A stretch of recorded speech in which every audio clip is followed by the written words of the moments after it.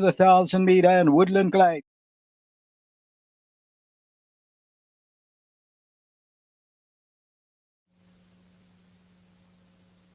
Broadcasting live from the backstretch at Saratoga, this is the Handicappers Report. Brought to you by CapitalOTBBet.com, the premier online wagering site in New York State. CapitalOTBBet.com. Sign up today. And the Clubhouse Racebook, 711 Central Avenue, Albany. Make it to the Clubhouse Racebook.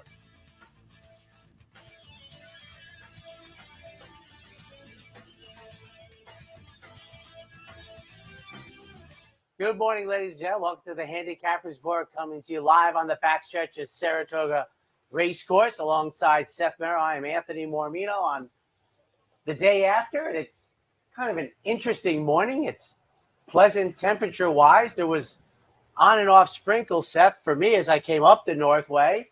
We were listed as on the turf. We'll go with that. I have no idea which way the day is going to go. If I was betting, and that's what we do here, I would say it's going to get better. It's going to be a pleasant Sunday. I looked at the forecast as I handicapped, and it was supposed to be nice. And I will say this, so I was shocked when I sat down at the computer this morning and heard the blinds were closed, heard something hitting the window. I thought it was raining. But if you look, our lot here is bone dry. So, yeah, I think that bodes well that I think the rest of the day, as I say, when I looked at the forecast, it was, no precipitation. So I think we're probably good to go. And before we get this runaway train going, shout out to our sleeping son, who turns 18 years of age today. We had him on the program, Seth, when he was 1, very well behaved, as Bernardini would. That was the next year. Had him on when he was 3, 4, and 5, and then he got camera shy. He hasn't been back, but young Anthony, I know you're sleeping out there. We love you very much. He's 18 years old, and I've told people, I'm not saying it goes by like a blink of an eye, Seth, but it goes by 3 blinks of an eye. He'll be a senior in high school. He'll be off to college. I mean, it's just been, he enjoys the track. It's one of the great joys of my life when the 3 of us come up and spend the day. But he's also at that age that we're not invited to the birthday party, him going out to dinner with his friend. He did ask us to make reservations. I'm rather sure we're paying, but we're not invited. And that is a normal. My wife was crestfallen by that, but as I said, I remember being 18, and I think I didn't want my parents going out with me that day. So, but he's been the joy of our life, and he's a wonderful person on his own right. And he turns 18 today, and through that entirety, I've been doing this, and it's a big day. So I met up with a former coworker yesterday from back when I had my television production company, and she had her son with her. And I remember the son running around our office this tall, and now the son is that tall and 34 years old. And it's it does zip right by. I'll tell you a quick thing. So Anthony was born on Travers Eve. So his first birthday was Travers Day, and then because of a leap year thing, I think it was his 5th birthday was Travers Day.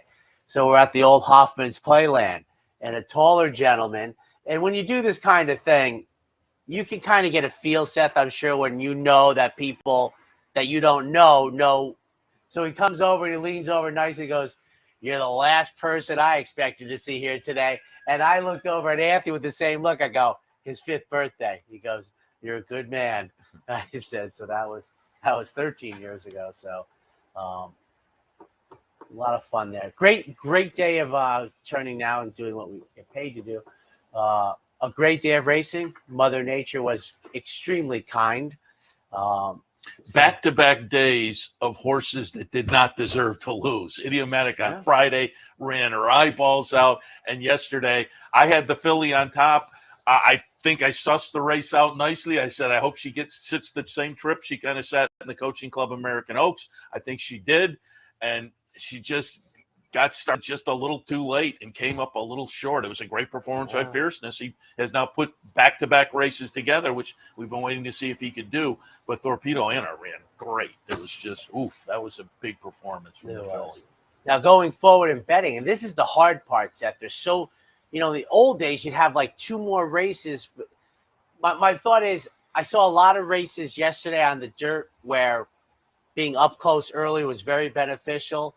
I thought for the class of the horses in the Travers, the half-mile time was too slow.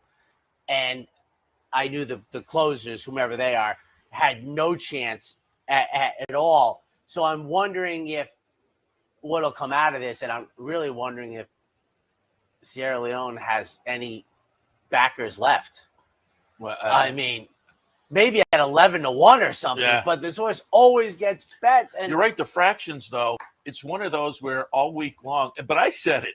I said, whenever we anticipate, it doesn't, because everybody was like, oh, it's going to be a blazing pace, because there were like at least 3 horses who wanted to. They didn't impact themselves and negatively, which makes me worry. Like, it was just like, oh, man. And then I thought, but it was pretty close. Torpedo Anna was sitting in a spot where I thought not good. Then she went back a little bit on the turn, and I thought, oh, that isn't good. But she got kicking again in the stretch, and it was just a little too late, though. But it was a nice performance and a great race, a great capper to the day. And if we consider the Travers the high point of the meet, that was a great way to have your high point. It was a nice race, nice undercard of stakes action as well. There was a great crowd over there. Weather-wise, it was one of the better days of the meet. So it was a nice day. Kudos to Farbridge, although I dislike the way that race was run. I mean, how many times do we have to do this? Yeah. I mean, anybody read the papers, watch races? What was it last year, the Sword Dance or the Bowling Green, where Dylan Davis just on an outsider just – here you go. You're right. It happens far more often than this. Who do you think the performance? Whose performance did you think was the most dynamic yesterday? People won't remember it because of the nature of how people remember things. I'm gonna have to go back. I'm pretty sure the Alan Jerkins race, domestic span. That was a tough field, and he made it look like. Backed up the prior performance. And, what was that, the Dwyer? Yeah. I thought I wasn't sure about the field and the he was great, but I saw some of the numbers. I was a little surprised that they got a 111 for the Travers. I mean, that's I haven't seen the numbers yet. Yeah, that's pretty up there. I think Farbridge got a 99. I'm just guessing, but I feel very confident that both Torpedo Anna and Fiercest got a 111. Now, Fiercest had gotten a 110 for the Florida Derby, but there were people that were suspicious of the 110. So we'll see going forward. Fortunately, though did I read Ken McPeak said that the cotillion? So I guess she's going to dance another dance. Follow up to that either. But my fear has been next stop is Del Mar for how many horses. Yeah. So we'll see. But a great day of racing. I thought the Forgo. Oh, that guy's a little active. There's that sound. The hooves on the macadam. Yeah. But I thought the Forgo, I was like, really? I'm like, I expected more interaction and thus action. And that's when I started to think, I said, maybe just being – now, here's the problem.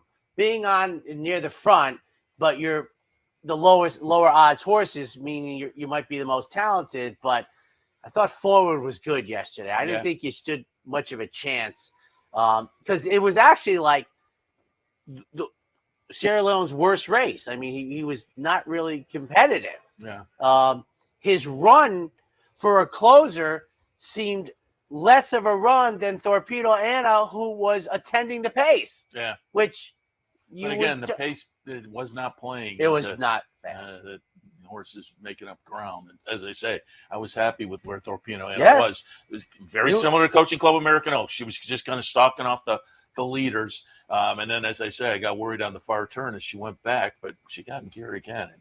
And, I keep really because I liked her, and it played out just the way I was anticipating, and she just came up short. And I think as I walked around, there was a lot of people with very similar sentiments there. And I had the winner in the finale, so I had a double going that would have been nice. But it was a fun race, though, and there's no knocking it.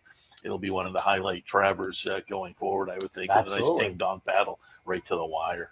Absolutely. So we'll see. So, It's been some, weather issues at the meet, other things, but that's a pretty good highlight. People will walk away from the nature of me and everything. I think domestic spending was great. That was scary good, I thought. But it's time for Sunday. We have 7 days of racing left. This is, I guess we could say, Seth, become the spot for the New York Breeders' Day. It used to be Friday.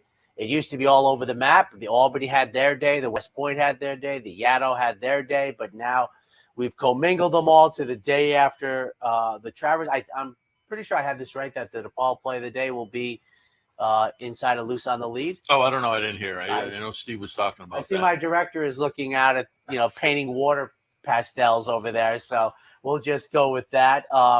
We have an abbreviated show today as the boss. It's like going to the principal's office. The boss will be in here in a couple of minutes. So Seth and I will go through New York Breeders' Day. There was some moisture. The sun is peeking out. I'm thinking it's going to be fast and clear by the time 1:10 rolls around. And you could tell how long a day it was yesterday. My partner went directly home on Travers night. So it was a long day for many people. I was beat. Us included. Very understandable.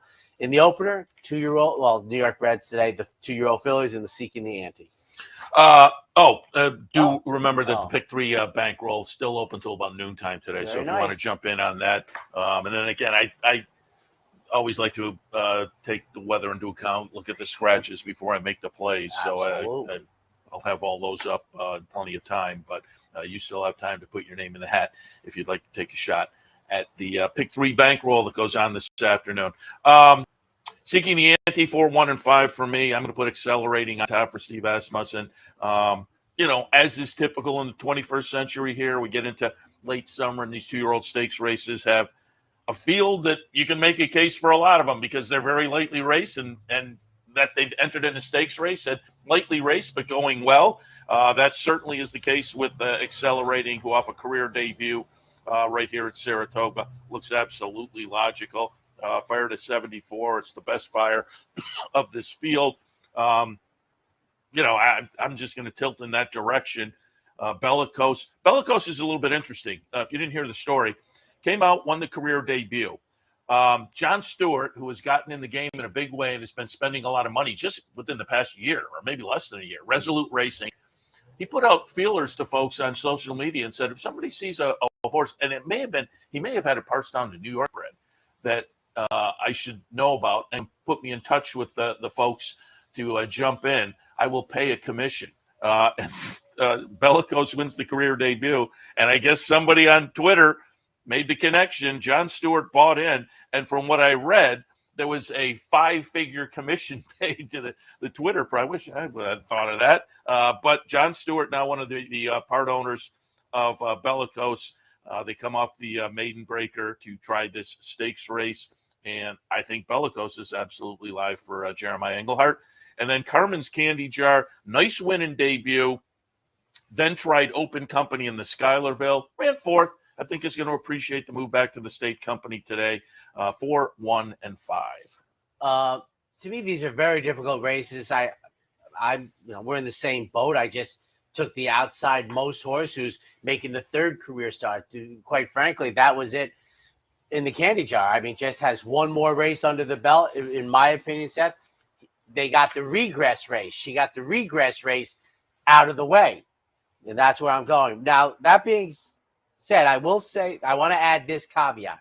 Central to Success, the 2, is the only horse I would bet in this race. And if that's perplexing to folks out there, let me just explain. The 1, the 4, and the 5, which Seth and I have on the board, are definitely the 3 best contenders. They're going to be unattractive prices when you have 2 other horses you're competing against that are as good as you in theory. And that's why David has, 2-1, 8-5, and 2-1. I think that's exactly right. But if Central Success was anywhere near 6-1 or better, that to me is the appetizing wager. But I do think the 3 horses that Seth and I have, shake them up. I just, quite frankly, I took the one who I think has the less race under their belt. Second race this afternoon, state bred. Again, it is Saratoga, New York Showcase Day. So New York bred maiden specials, 5.5 on the grass. 651 for me. I am, a first-time starter that I didn't receive a phone call for.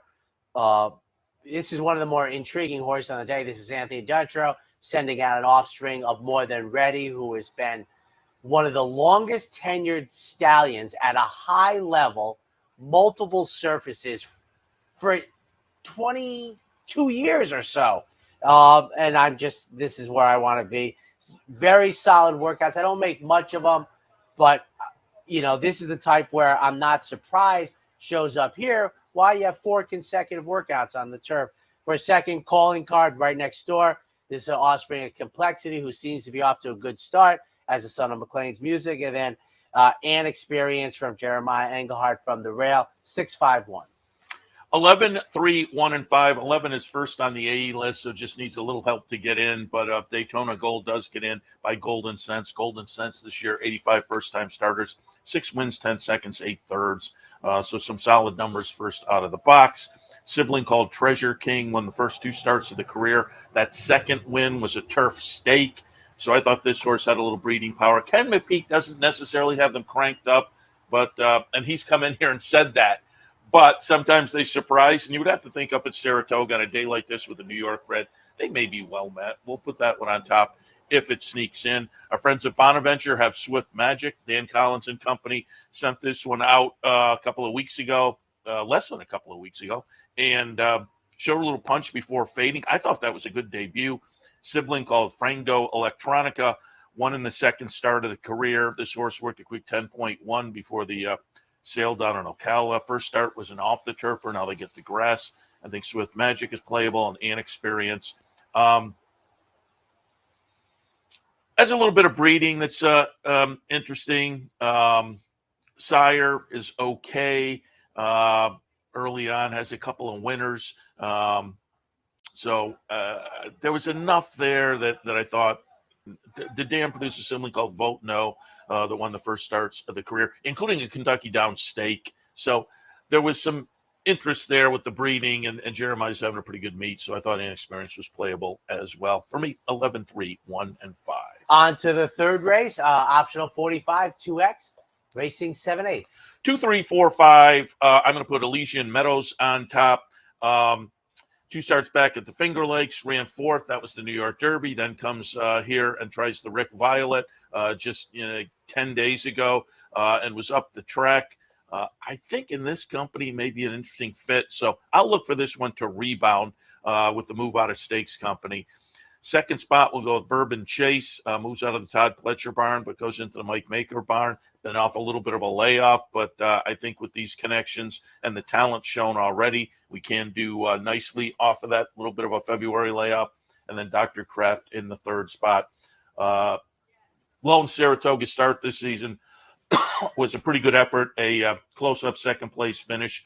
And I think the cut back to the 7 today may make that an even better finish. We'll see, but I certainly would not ignore Dr. Kraft. I have a 2, 3, 4, and 5. And we're in the similar boat here, Seth, as you look at this field. There's like maybe one outsider. It's a very contentious race, and I just have it slightly different, 4, 3, 5. And as I talked about in the opener, where I just felt as if the third career start gave me an edge over the other 2. Here, I thought Dr. Kraft, shortening up from the mile race, just got beat at this level. We'll enjoy this 7/8, be able to be in contact. And then with the foundation out of the mile, come running home. I had Bourbon Chase for second, where Seth has on top. The layoff doesn't bother me. 7/8, horse is very consistent. I expect Mike Maker's horse to run very well in here, but I thought Dr. Kraft just, that mile race might have a little bit more than Silver Satin for third, coming off of a victory in the 1X. Only took 2 tries to get through that condition. Now tries this one for the first time, 4, 3, 5. All right, dark horse play of the day. And I will admit, I looked at the weather, and mine's on the turf, and so I think that's going to work out. But I'm going to the 11th race, which I think is a dartboard race. And I normally would like to have maybe a little more confidence, but it was the price, as I looked around, there weren't other prices that were kind of justifying naming them dark horse. This one definitely is. But as I say, I'm taking a little bit of a shot here. Also, it's the 11th race, so it's a mile and 16th on the grass, and I'm outside. I'm not thrilled with that either. But I did go with Bobby M's Girl, and we're getting 15 to 1. So I'm taking a shot with a horse that's going to offer up enough value to take the shot. This is a Dave Duggan runner who comes off a career best effort on the move up to Saratoga. Debuted here, Belmont Stakes weekend, went back down to New York, put in a couple of even efforts in those two. And then last time moved forward a little bit. So it seems like perhaps a runner that is improving a little bit with experience. Katie Davis has been on board all 3 starts. She's scheduled to be back on board this afternoon.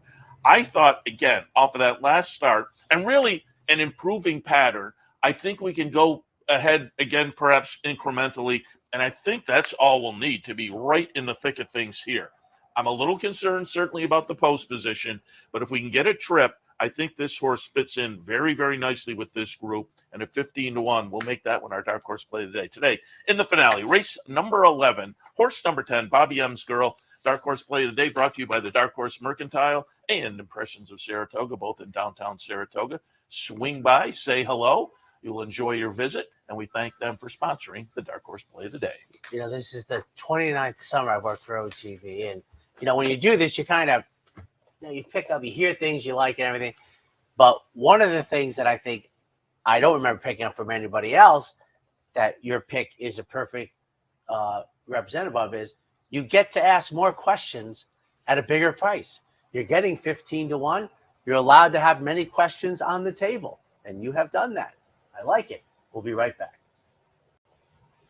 More than 4 generations, Bruce Cerrone and his family have continued the 102-year tradition of delighting their local following and faithful summer crowd with the finest authentic Italian recipes. Classic Italian dishes made with the freshest ingredients, served in a home-like setting. Some things have changed in the last 102 years, but not Pinnell's commitment to the finest in Italian cuisine. Pinnell's Italian Restaurant, a Saratoga tradition since 1922. 284 Jefferson Street, just minutes from the track.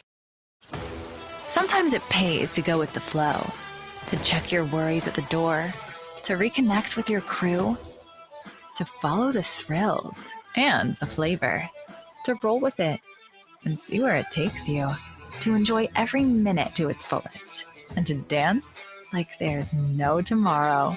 You can do that here at Rivers Casino and Resort Schenectady, where the good times flow. It only takes one upset to make history, and now you can be part of Saratoga's long tradition at the Dark Horse Mercantile. The Dark Horse Mercantile offers a carefully curated selection of clothing, gifts, and home decor, from one-of-a-kind vintage racing memorabilia to select brands like Barber and Under Armour, as well as exclusive Dark Horse branded merchandise. So celebrate the Dark Horse in all of us at the Dark Horse Mercantile, downtown Saratoga, where the smart bet is always the Dark Horse.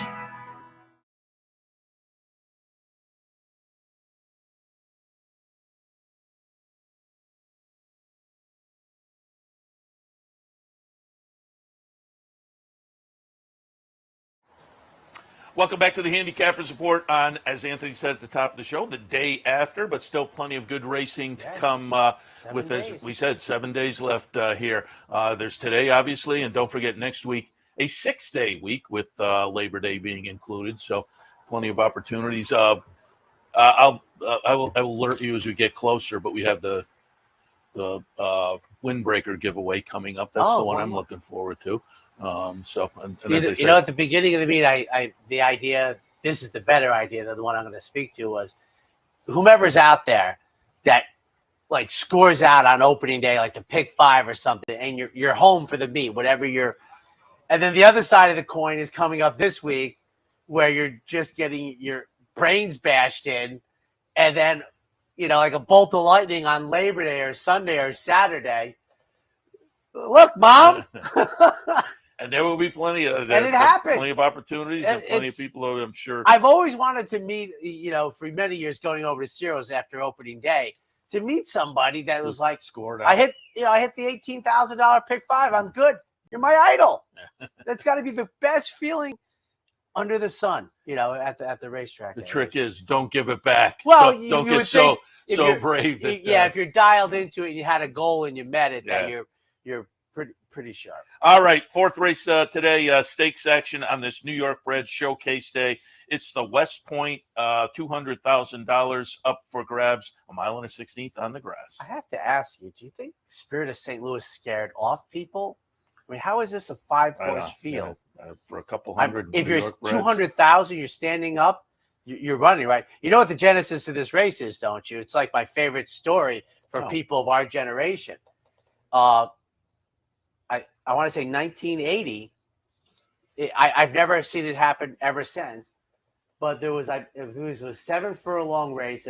I think it was the DeWitt Clinton, and the starter sprung the latch before everybody was in. Yeah. So it was a problem. So they basically made a new race called the West Point, where they ran similar conditions, and most of the horses came back for it. Yeah, but that's why the West Point exists. Now it's changed. It's become the premier turf race for New York breds over the summer. But it was because of the only starter era that I can remember at Saratoga. And I believe it was 1980. 2-4-3 for me. I'm taking a shot. Spirit of St. Louis is, 8 for 10, 3 for 3 this year. Lost to West Point last year at odds on. The race goes through. Spirit of St. Louis. I mean, but I'm taking a shot with City Man, making the second start. I like the comeback race. I don't think was in a position to beat Spirit of St. Louis. Spirit of St. Louis was, apexing, and I'm starting. Maybe today's the day. Then Spirit of St. Louis, and it's all coming together. 2-4-3 for me. 4-2-1 for me. I did put Spirit of St. Louis on top. Just seems to be in raging good form. But I will note, these two, I like City Man. Dean Reeves has a couple of good New York breds here with City Man and Dakota Gold, certainly. And I like City Man. And I think City Man is right there, talent-wise. But if you look, they've met 4 times going back to this race last year. Spirit of St. Louis has won 3 of those, and pretty easily. But the one that City Man won, it was this race last year. So you can make a fun, kind of interesting case for City Man. Dakota Gold, as they say, another nice runner for Dean Reeves. So for me, 4-2-1. I'm very interested in the separation in odds, which is, if you've watched my work, that's I think with that's the win the streak, fulcrum I point. think David Aragon is probably pretty close. So if it's 1-2 and 3-1, I even though I have the short end of the stick, we'll call it the Aludar stick. I'm going to take the $8 mutual over the $3 mutual and hope for the best. The one thing, as I'm looking, I think he nailed it, probably the separation. But that's how I'd bet. But I'm wondering, in a 5-horse field, whether you get the 3 on City Man. Spirit of St. Louis will be notably short, strongly, I think. But yes. City Man at 3, maybe a little bit high. Yeah. Okay, it might be. On to the 5th, the Albany. Had Matt Couture on from Adelphi the other day. Also, Joe Migliori is an Adelphi guy now. We had them both on the other day, and had Matt talking a little bit about Pandagate and how fun it was to, have a partnership like he does and take a horse over to Dubai and to run a third. Now, was not threatening for the win, but still, you get up for third in a big race like that behind Forever Young. That's pretty heady stuff with the New York bred. Then they came back and I was talking to some of the folks in the partnership prior to the race up at Finger Lakes, and they were kind of like, it may not be 100% for this one, but still got it done, and now comes back in here, and this was kind of their goal. So Pandagate seems obvious. 4-6-2-1 for me. Doc Sullivan is right in the ballpark, however, and gave Pandagate all he could ask in the New York Derby. Before that, won the Mike Lee. Those 2 races are part of what used to be the Big Apple Triple with today's Albany, which they would bring back that formality. But again, Doc Sullivan in the first 2 legs of what used to be the Big Apple Triple, a win and a good close-up second. I think he's absolutely live. And then in the third spot, number 2, Skylar's Starship, coming in from Finger Lakes. Probably has to step it up to get to the other 2, but 4-6-2-1. I agree. And Pandagate and Doc Sullivan will probably be closer in price than the West Point. Pandagate, to me, we know only Tin Cup Chalice ever won the Big Apple Triple. I was wondering how many horses won the New York Derby and the Albany. I think that's a short list also. I don't think that's a very long list. You would think it might be longer because they're kind of both two-turn races, etc. Whereas the Mike Lee is a little different, and the Mike Lee's kind of become like the test, where this is what it is. It's not really, we're not moving on. This is what we want. So I think Pandagate has had plenty of time since the New York Derby to not regress, to actually make another move forward here. Arrogate, I mean, there's no words. I mean, he left us way too soon, but his impact seems to be strong. I took a shot to just split the short price exact, and maybe the one hangs on for a little bit, and then Doc Sullivan. But it's probably a 2-horse race. 6th race, we're looking at State Bred Maiden Specials, 2-year-old fillies, 5.5 on the grass. 849 for me, and Linda Rice sends out the Perugia, first-time starter from Frosted. Barry Schwartz, homebred. For second, Charlotte's Heart, an offspring of Authentic. Mark Cassie sends out. Is this would be Authentic's first crop? I feel very confident of that because he was the horse of the year, the pandemic year. My rule of thumb is when a horse goes to stud, the stallions, obviously stud, that 4 years later, they're 2-year-olds. So I feel very confident this is Authentic's first group. And, Mark Cassie, this is rare for jockeys. It doesn't happen really for public handicappers, although I might be having a late lunch with a public handicapper who is doing it. Mark Cassie's been good the whole meet. There's no bar graph for Mark Cassie this meet, and then Bams, Bliss, Kiss for third. So 849 for me. I'm 4, 2, 7, and 8. They paid a lot of money for the offspring of Authentic, Charlotte's Heart. Mark Cassie trainee for Live Oak, one of his main clients. Look up the breeding, though, on this one. I'm excited to see. Sibling to Casa Creed. Casa Creed, a winner of $2.6 million for our friend Lee Einseidler. We'll see if this one can live up to that older sibling, if not in the debut as the career moves along. But I think given that breeding, I'm going to tilt towards Charlotte's Heart on top. Grace and Grit in the second spot. Munnings, we all know Munnings, a very good sire, first out runners. This one worked 10 flat before that sale down in Ocala. There's a sibling called Kid Billy that won the career debut. So I think the John Kimmel runner could be live in the first start of the career. And then a horse with a little bit of experience, Tehila. The number 7 horse, Christophe Clement runner, ran a decent little third in the debut effort, had a little bit of trouble in there. A sibling called Carey that won in the second start, which was a turf sprint. Another sibling called Get Spooled that won a career debut, although it was going long. It was on the turf, but it was going long. But I still think there's plenty of win early there to say that now with a little experience under the belt, this one could be very, very dangerous. In the 6th, 4, 2, 7, and 8. Take a quick break. We'll be right back.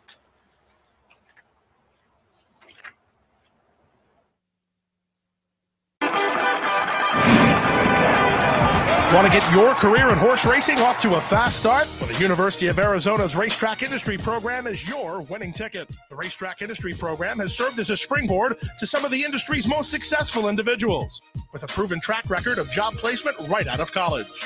If you want to earn a degree in the exciting horse racing industry, the Racetrack Industry Program can put you in the winner's circle. A day at the track isn't complete without a night at the Horseshoe. Great food, hot music, and cold drinks. So why go downtown when all the action's just across from the track? The Horseshoe Inn at the corner of Nelson and Gridley. Capital OTB is now streaming live on Roku. The RTN Racing channel on Roku lets you watch OTB TV live through your Roku device or your Amazon Fire Stick, rather than being limited to computers and mobile devices, which means you can now watch OTB live wherever you are. Simply open Roku, scroll to find the RTN channel, then click on OTB TV. OTB TV on Roku. Try it now. And welcome back, ladies and gentlemen, on to the 7th, mile 16th on the inner. State Bred's entry-level allowance. 9, 7, 11, and 10. Lakeside Getaway on top. Plenty of early speed. I think the game plan has to be try to steal it on the front end. I don't think that's out of the question here, given third start back and a couple of nice and perhaps improving efforts. The number went down a point, but the finishing position did improve in the second start back. I think this horse is primed and ready to roll in a fairly competitive field, admittedly. Second spot, Island Fox, Christophe Clement runner. Only a couple of starts under the belt. Clearly improved with the experience of the first start, but maybe more importantly, the move to the turf last time. I could see this horse being a player in Rogna, if I'm pronouncing that correctly, Jim Bond runner, that I think I looking at the numbers and comparing them to this field, I think this horse is maybe better than this record indicates in that I think can be a player with this bunch, but it's another one that with the post position at this mile and a 16th, I'm a little bit dicey. I will say our friends at America's Pastime Racing have starts now in here, so certainly rooting for the local connections always. But for me in the 7th, 9, 7, 11, and 10. Well, I feel good because Seth and I have 6 numbers covered, and I have a bomb. And what I'm trying to say is I think our separation in numbers is the wide openness of the race. And She Takes Cash, who I know on raw numbers has not shown up in the turf races. You know, we're talking about 0 for win, place, and show in nearly a handful of races. But I draw a good post position today. As I said, I'm probably going to receive better than 15-1. I like the fact that Safi Joseph, who's white hot at the meet, you know, Tyler Galfeone's taking him out on a horse that on paper looks like a long shot. Breaking from the number, scheduled to break for the number 11 post position is number 1, Busy Morning, making the third start since the spring. 2 good efforts, but we're outside, as is Midnight Concerto, making only the second start since February. 6-1-2. 8th race, we get back to stakes action in the 8th race. It is the Fleet Indian, couple $100,000 up for grabs for 3-year-old fillies going 9 furlong. This is a really nice field. I agree. Who I believe Fleet Indian, when she was on her roll, what was it, 2006, was the favorite in the distaff, the New York bred. I mean, she was on a roll, 5 or 6 in a row? I think she was the chalk. 186 for me, My Shady Lady, who is, you know, just parked themselves in the Stallion Series, you know, and comes off of the victory up here, which now is going to be, that was the second start since April. Now in the third, we draw the good post position. We're going to be a big price. I'm taking the flyer with My Shady Lady. My Main Squeeze, who's on the outside.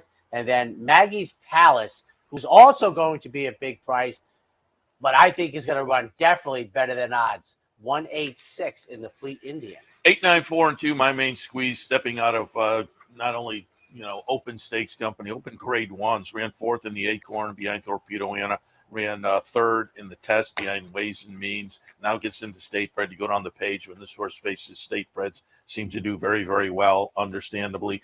Caldwell Loves Gold in the second spot. Brad Cox runner, won the New York Oaks last time out at the Finger Lakes.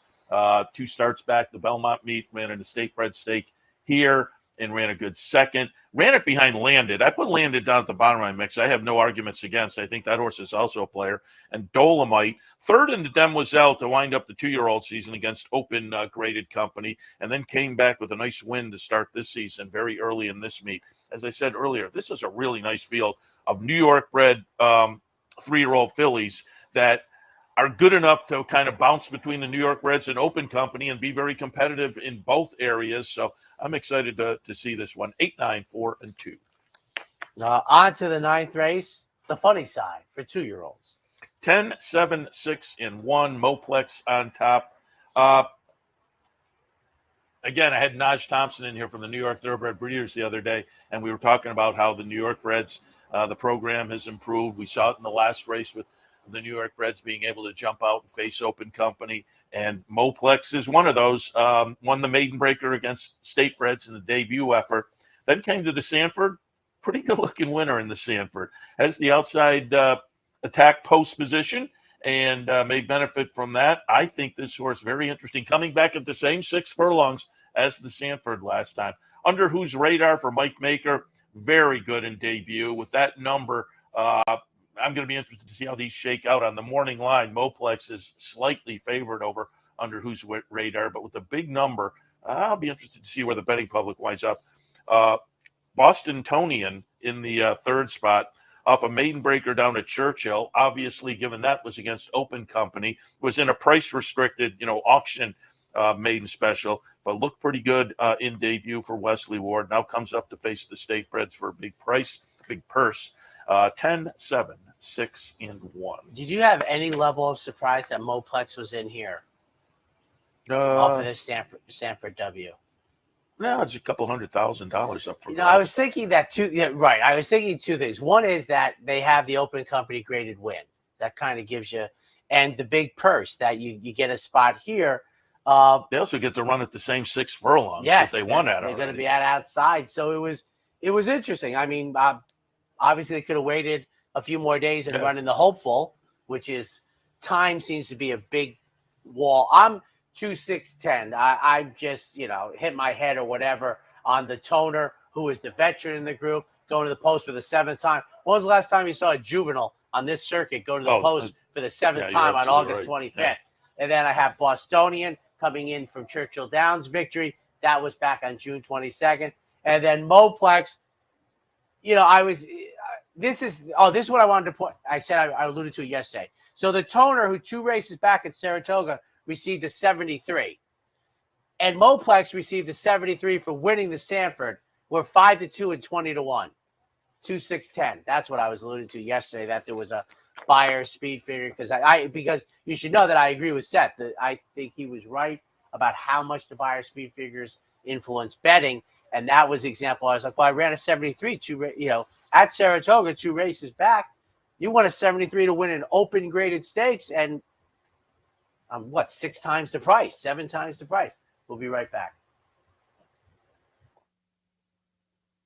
For more than 4 generations, Bruce Cerrone and his family have continued the 102-year tradition of delighting their local following and faithful summer crowd with the finest authentic Italian recipes. Classic Italian dishes made with the freshest ingredients, served in a home-like setting. Some things have changed in the last 102 years, but not Pinnell's commitment to the finest in Italian cuisine. Pinnell's Italian Restaurant, a Saratoga tradition since 1922. 284 Jefferson Street, just minutes from the track. Sometimes it pays to go with the flow, to check your worries at the door, to reconnect with your crew, to follow the thrills and the flavor, to roll with it and see where it takes you, to enjoy every minute to its fullest, and to dance like there's no tomorrow. You can do that here at Rivers Casino and Resort Schenectady, where the good times flow. The only thing better than watching the races is watching your own racehorse. With nearly 20 years experience in the racing industry, Bonaventure Stables' share-based ownership program enables everyday fans to become part owner of a thoroughbred for far less than you might think, with all the ownership perks at Saratoga, Belmont, Aqueduct, and other great tracks. Experience the thrill and lifestyle of owning your own thoroughbred racehorse. Learn more at bonaventurestables.com. Welcome back to the Handicappers Report. Let's jump in. Race number 10 today, the Yaddo. Couple $100,000 up for grabs for the fillies and mares, 3-year-olds and up, going 8.5 furlongs on the turf. I like to be somewhat cultured. Do they still have the 1 day a year when they open up?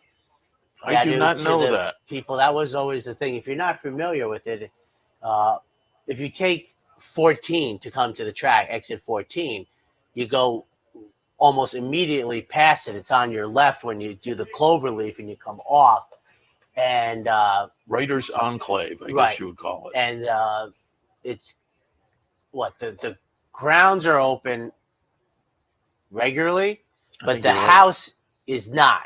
Except I thought for 1 day a year, and as I remembered, I mean, I had never heard of it till besides the race. A friend of mine who was into that in 1989 told me about it. And I think 1 day a year, and it's an event for people that are into it to go. And I guess that 1 day a year you get to go into the house, but it's beautiful grounds. I've seen the grounds. I've never been inside the house, but it used to be I think a if you 1 read day up the history, as I say, it's a writer's enclave. I think some relatively well-known have been there, and I think done some well-known work as well.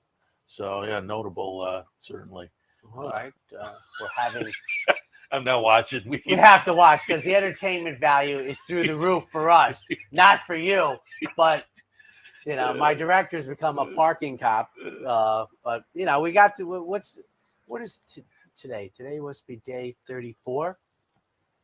34. Today's day 34, right? We'll have 6 left. So it took 34 days before the anarchy commenced, and it has commenced. Oh, I don't know if it took 34 days for the. I don't know what you're calling anarchy. Well, we can't. Anarchy for me is we can't seem to figure out something we do every day simply, which is park. So it hasn't been 34 days by your definition. Okay, all right. We've had other days. I think. Okay. I mean, we got it now. Unlike the West Point where we got 5, at least we got 9 here, and that kind of. The reason I bring it up is for many years this was kind of like the Super Bowl for these runners. I mean, the purse and running at Saratoga and winning, and we've talked off the air, and I kind of noticed this, about 15 years ago, Seth. I don't pay much attention to what the Jockey Club does, but every year I do pay attention when they release the foals, and I just think that. The 5 still surprises me in the West Point, but it's just on as many horses. Yeah, there's just nothing you can do. You can't make them up out of the air. I'm 7.59, so we the 5 is concurrent for us, but Silver Skillet matters once again. And I bit the dust yesterday. The favorites and the short price horses had a very, very good day. It was said I was sitting watching, going, it just blows my mind. The expected's happening. The foregone, I'm like, this is the race? I didn't expect it. 7.59. Moonage Daydream for Jorge Abreu, making the 3rd start of the year. This is a classic for me. Was off 11 months, came back very sharply to win the 2X, and then actually regressed slightly, but that's a very good effort in the perfect sting off of the layoff and the good comeback race. So I'm hoping Jose Ortiz moves us a little bit forward and we get the money. Silver Skillet, the race goes through her dynamic victory in the Port Washington, and then Marvelous Maud on the outside. Layoff lines for Chad Brown, they don't matter. 7, 5, 9. 5, 4, 6, and 9. I thought the 7 was also playable in here, but I put Silver Skillet on top. Just seems to be in such good form right now. It's hard for me to pass on this one. Last 2 were state bred stakes races and won them both very easily. If we keep up that form, becomes tough in here. What Love Looks Like going out for Todd Pletcher. Tried Open Company last time. Ran okay. I think now I will say last time was back at the end of last year in November, but I would think, steady string of workouts, and this is probably a good starting point. Ran 4th in this race last year. But overall, if we get a better effort from this one, that's going to be a question mark off the layoff, but belongs with this bunch if ready. And then in the 3rd spot, Stonewall Star. This horse has yet to try the turf. We'll see if they stick in today, or maybe we're trying to be sneaky, hoping for some weather. I think if this horse takes to the turf and if they stay in, I think the horse will be very, very interesting in here, and maybe you'll get a price 5, 4, 6, and 9. On to the finale, scheduled to go off about 10 of 7. State bred fillies, maiden special weights, going a mile and a 16th, 3-year-olds and up. I said when I had my dark horse play of the day, which is my top pick in this race, it was a little bit of a dartboard, a little bit of a guessing game in here. But I'm getting 15 to 1 on Bobby M's Girl. I have it 10, 1, 2, and 8. Bobby M's Girl seems to be on the improve. 3 starts, 3 improving numbers, improving finishing position last time on the return to Saratoga. So just maybe kind of figuring it out and moving forward. My knock is the post position at the mile and a 16. That's really the big question mark for me. But we're getting a decent price, so I'll stick there. On top in a race that to me is really a head scratcher. North End Lady in the 2nd spot, 3rd start of the season. Debut effort this year was pretty good. Follow up is okay, but the finishing position was a little further back. I think in the third start back, this one's interesting. And Capital Spending with Irod Ortiz was on board last time in a little bit of an improved effort. I would think this horse will be heard from in the lane. I have a 10, 1, 2, and 8. And you see my 11, 7, 10. We'll get to the 11 in a moment. Big price here. Trained by Mark Henning, who, by the way, won at Parks yesterday with Gun Songs. So a friend of the program that we like very much. Kudos for going over to Parks and winning, I believe, at odds on, about 3-2. But a nice effort there for Henning Racing. Kudos. We will not be 3-2 on top of the table. We are 20-1 in the morning line. The biggest hurdle for me is the fact that the Belmont meet up here, I draw at very extreme outside post position once again. Ran very well at 12-1, and you get to ask more questions. And John Velasquez has to dope out a trip. He did the right thing in my contention more often than not, Seth, especially if your horse has the option. I'm far less critical, not that that means anything, but if you use early energy to get position and it doesn't work out, then using no energy early, dropping over and hoping. I know you're almost damned if you do, damned if you don't, but I think you get a shot. Fatigue sets in, you back up, but we're one race deeper in the career. Top of the table is 20-1 on the morning line.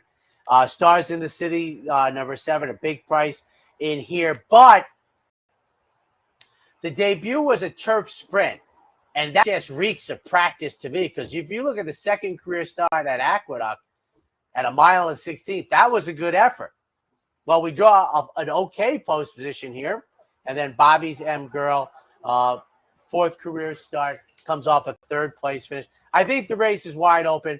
I do need to receive a big price because of the outside post with top of the table, but 11, 7, 10 for me.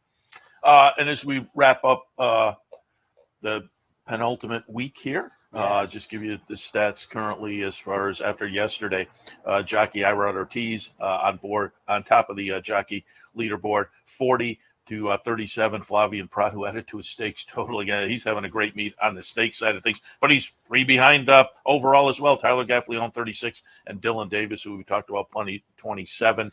Over on the trainer side of things, Chad Brown has opened up quite a lead, 31 for Chad, Mike Maker at 21, Todd Pletcher at 20, Linda Rice at 15. So there are your leaders heading into the last day of the next to the last. I'll give you an example of somebody like me who is predisposed to things that happen to go, how stats and Irad is probably going to win the meet, and it's going to go in a stats book, and you'll be able to look it up years before. But having lived the meet in 3D daily, what those people will take away is that Dylan Davis and Flavian Prat had stupendous meets. And that just doesn't come across in 2D. And that's one of the edges of being the old man get off the lawn. You've seen so much that has gone on that gives it that extra depth versus just seeing. Like Irad has been consistent. He took this suspension, so it's even better. And you're just terrific.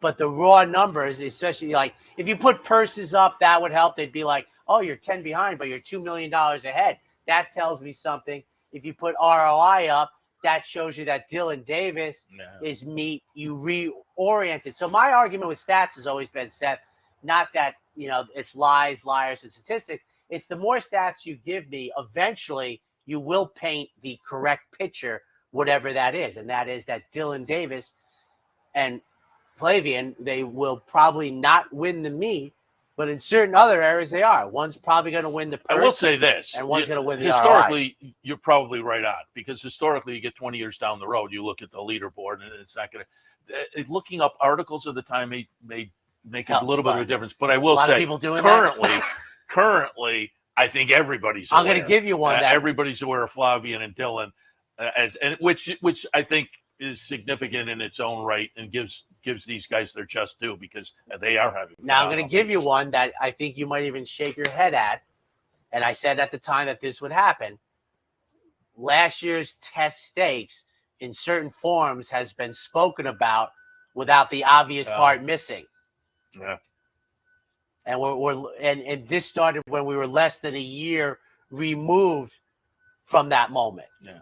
So 8 years from now, I can't imagine how it's going to be spoken about. But the sun is getting shinier. Yeah. The sun is probably actually the same level of shininess, but I'm out. Oh, Mr. Bick. Oh boy, just look at this. It looks like he's going to Hialeah or something. Making me look bad. What is the ties next week? No.